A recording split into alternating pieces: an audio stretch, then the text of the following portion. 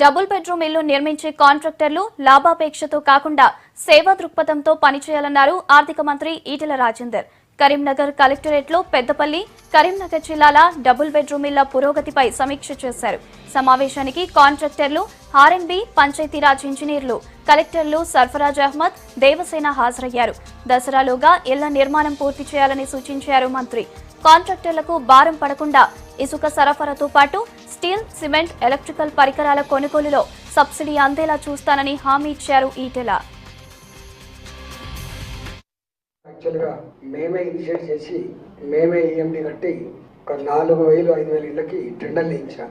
ఈ 3 నెలల టైమో 4 నెలల టైమో మళ్ళీ దసరా వరకు కొంత సీజన్ రోడ్లకు అనుకూలమైన సీజన్ కాదు కాబట్టి తలో 200 ఇళ్ళు 300 ఇళ్ళు కొంత అడాప్ట్ చేసుకొని కట్టించమని రిక్వెస్ట్ చేయడానికే ఈ మీటింగ్ ఏర్పాటు చేసినాం.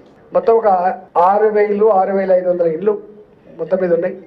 దీంట్లో కొంత చేసి సాయం చేయాలని చెప్పి